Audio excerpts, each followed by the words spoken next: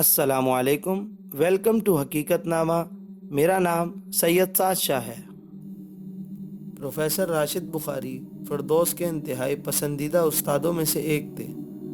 فردوس کا ماننا تھا کہ راشد صاحب اپنے طالب علموں کے سلسلے میں بے حد مخلص تھے، اس لیے فردوس ان کی کوئی کلاس نہیں چھوڑتی تھی۔ سر میں شدید درد ہونے کے سبب بھی وہ کلاس میں موجود تھی۔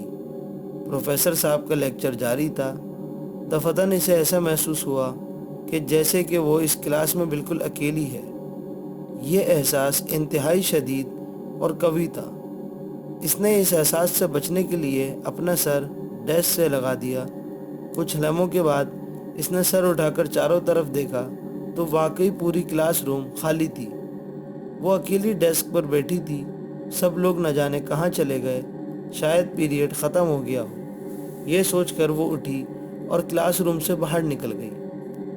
جیسے ہی وہ کوریڈور میں پہنچی، اس نے دیکھا کہ اس کی کلاس کا ہر اسٹوڈنٹ پنچے ڈال کر کوریڈور میں پڑھائی کر رہا ہے۔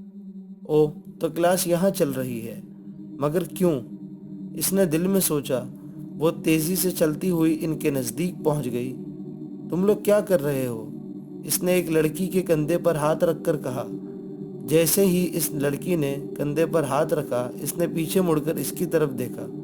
فردوس ڈر کر کئی قدم پیچھے ہٹ گئی۔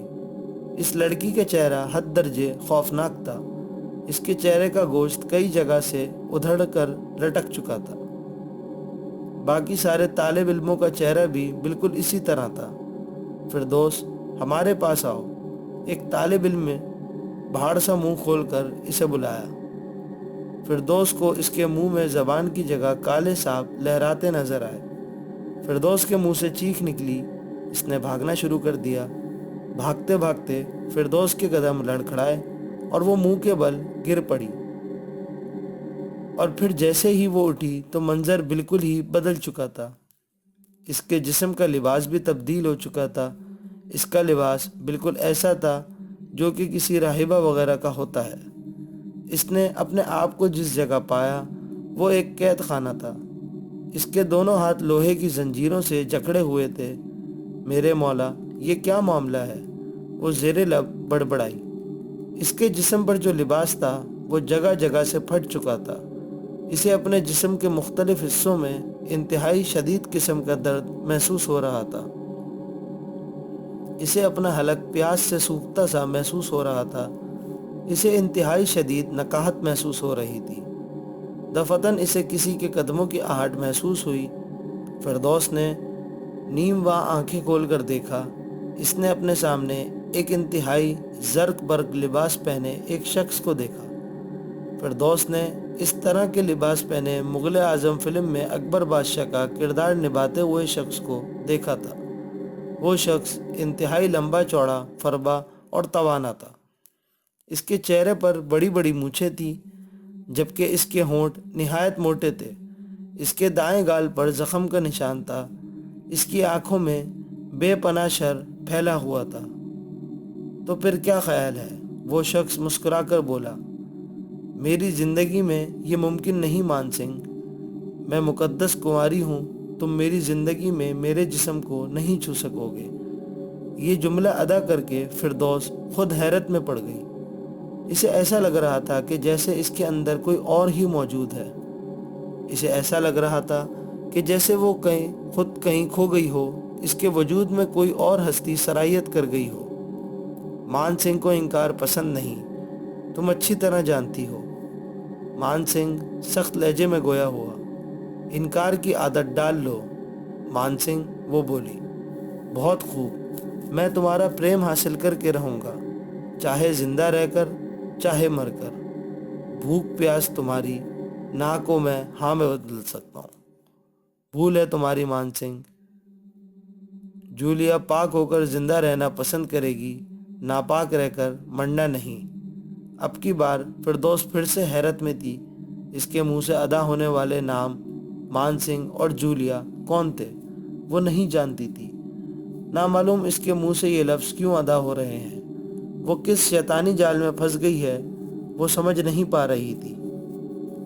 دیکھتا ہوں تمہاری ضد، یہ کہہ کر وہ پیر پٹکتا ہوا چلا گیا۔ فردوس کو یوں اپنے ہاتھ میں درد ہونے لگا تھا۔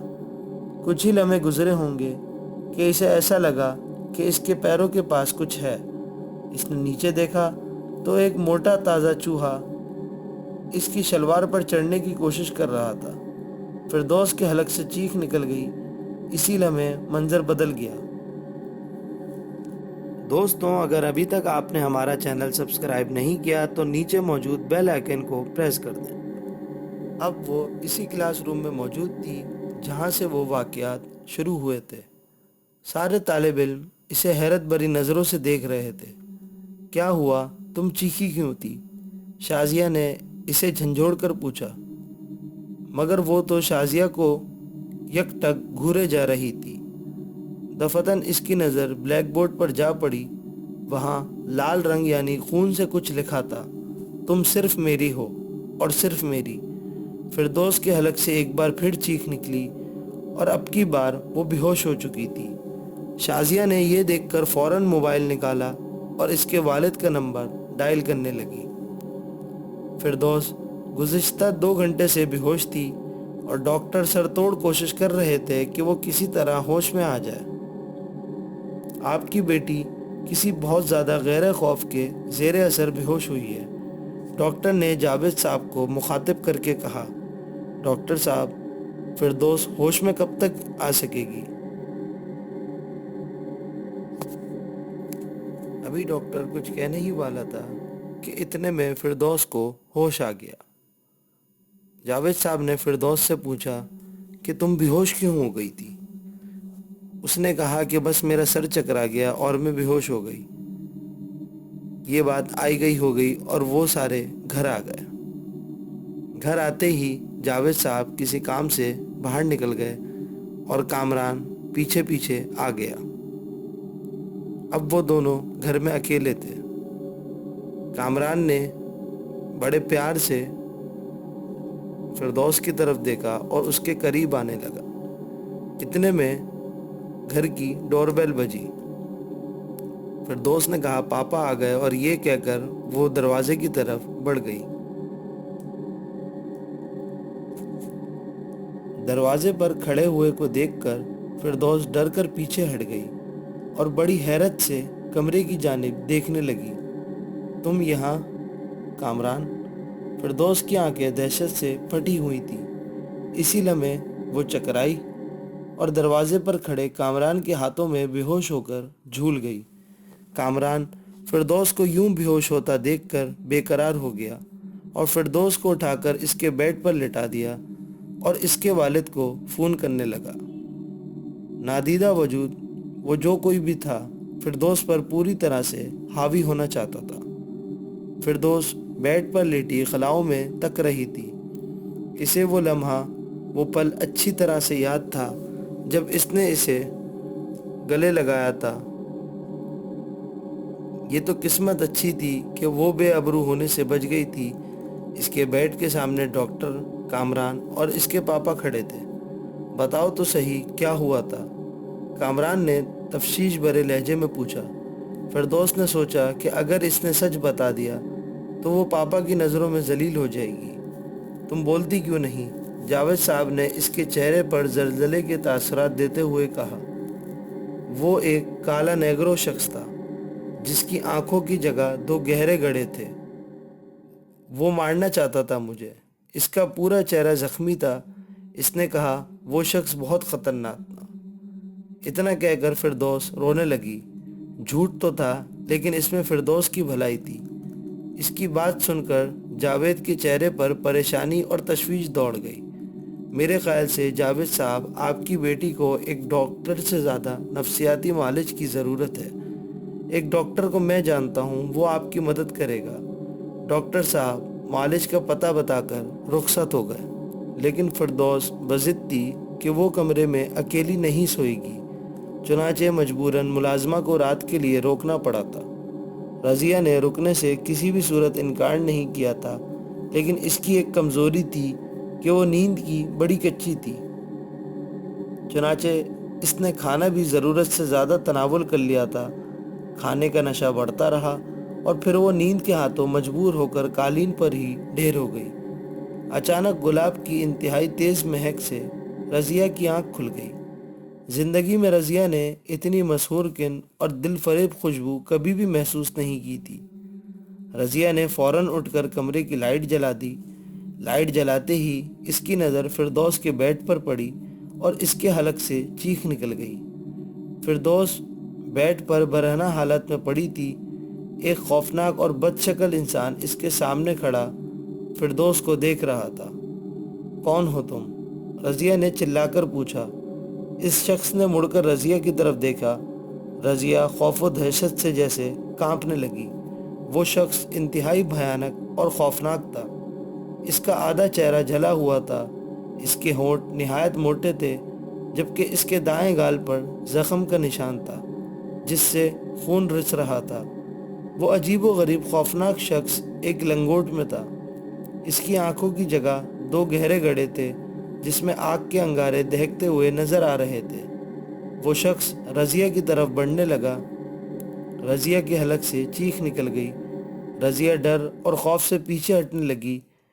اس نے رضیہ کو گلے سے پکڑ کر اٹھا لیا۔ رضیہ کی آنکھوں کے سامنے اندھیرا چھانے لگا۔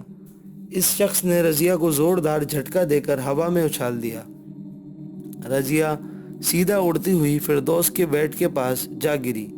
اس کا سر اور شانہ بری طرح سے زخمی ہو چکا تھا۔ رضیہ نے فوراً ایک چادر فردوس کے جسم پر ڈالی اور بلند آواز میں آیت الکرسی کی تلاوت کرنے لگی۔ آیت الکرسی کا اثر معجزانہ تھا۔ اس شخص کے بڑھتے ہوئے قدم وہیں رک گئے۔ اس کے حلق سے چیخ نکلی اور پھر وہ دھواں بن کر تحلیل ہو گیا۔ رضیہ وہیں بے ہوش ہو گئی۔ رضیہ کو 2 گھنٹے بعد ہوش آیا تو اس کا پورا جسم زخمی تھا اور وہ شدید درد کی حالت میں تھی۔ فردوس ہوش میں آ چکی تھی، جبکہ رضیہ کو اسپتال منتقل کر دیا گیا تھا اور فردوس کو گھر بھجوا دیا گیا تھا۔ کامران اسے چھوڑنے گیا تھا۔ اب کیا محسوس کر رہی ہو رضیہ؟ صرف درد ہے، مگر کوئی بات نہیں، رضیہ مسکراتے ہوئے بولی۔ ہوا کیا تھا؟ جاوید صاحب نے کریدتے ہوئے پوچھا۔ جاوید صاحب کی بات سن کر رضیہ کے چہرے پر یکدم خوف امڑ آیا۔ اس کے چہرے پر دہشت تھی۔ صاحب جی، بی بی جی کو بچا لو، وہ کوئی جن ون ہے جو بیوی کے ساتھ۔ اتنا کہہ کر رضیہ نے گردن جھکا لی۔ رضیہ نے پوری بات تو نہیں بتائی تھی، لیکن جاوید صاحب سمجھ گئے تھے۔